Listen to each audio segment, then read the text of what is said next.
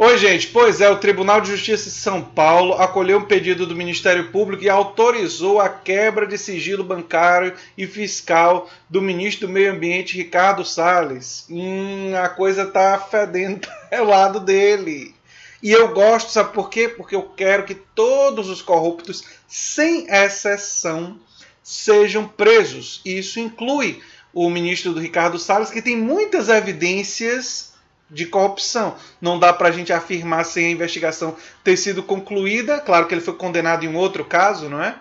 É réu confesso em outro caso, mas ele agora vai ser mais diretamente investigado. Nós vamos falar sobre isso, trazendo a reportagem da Conjur, da Tabata Viapiana, falando justamente sobre isso. Enfim, gente, se você gosta do que a gente faz aqui, já sabe o que fazer. O canal é a Nova Máquina do Tempo, eu sou André Teixeira Jacobina.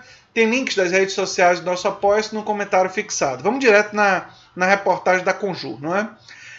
A 10ª Câmara de Direito Público do Tribunal de Justiça de São Paulo acolheu um pedido do Ministério Público e autorizou a quebra de sigilo bancário e fiscal do ministro do Meio Ambiente, Ricardo Salles. O pedido foi feito em um inquérito que apura o suposto enriquecimento ilícito do ministro enquanto ocupou cargos públicos no governo de São Paulo. Por maioria, a Câmara deu parcial provimento ao recurso do MP, conforme o voto do relator desembargador Aguilar Cortez. Segundo o juiz, desembargador Torres de Carvalho, ficou vencido.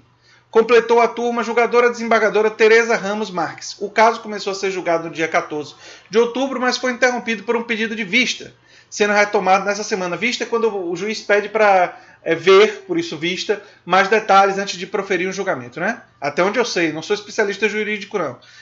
O MP interpôs agravo de instrumento contra a decisão em primeiro grau, que havia negado a quebra de sigilo bancário e fiscal de Salles. A suspeita do Ministério Público está embasada na declaração de patrimônio feita por Salles à Justiça Federal. Em 2012, ele afirmou ter patrimônio de 1,4 milhão de reais.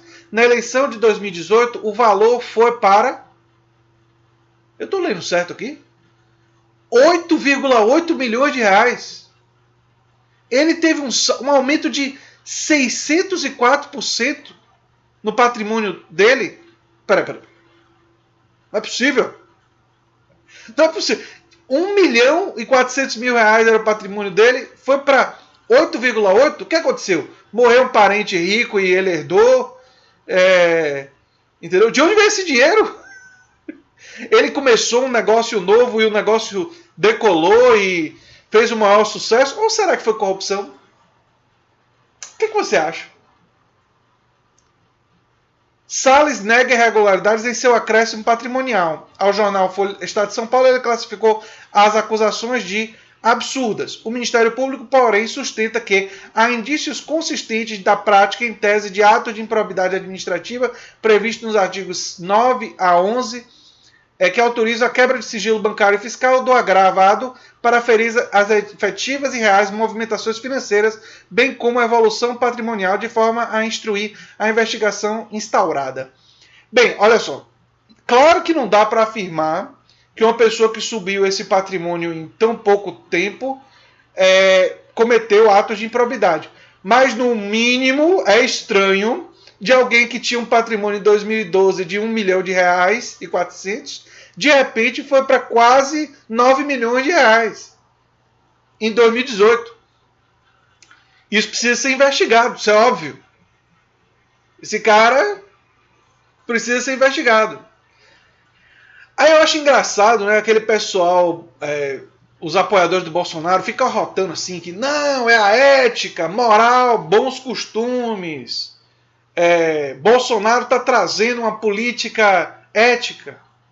Como? Ética? Do que você está falando? Eu não consigo entender. Bolsonaro tinha comprovadamente uma funcionária. Eu nunca vou parar de repetir isso. Ele tinha uma funcionária pública da Câmara que ele pagava com dinheiro público, nosso dinheiro, para ela cuidar dos cachorros dele. Isso é ilegal. Isso é ilegal. Ele colocou o filho dele, o Eduardo Bolsonaro, para ser funcionário fantasma em Brasília, ganhando um salário de quase 10 mil reais.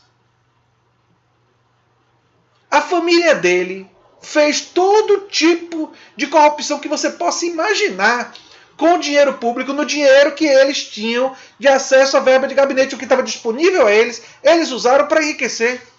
E indicaram para os ministérios gente, provavelmente, como eles. No caso do Salles, eu me resguardo o direito de não afirmar, porque as provas não são tão definitivas. Mas no caso da Val e do Eduardo Bolsonaro, está provado.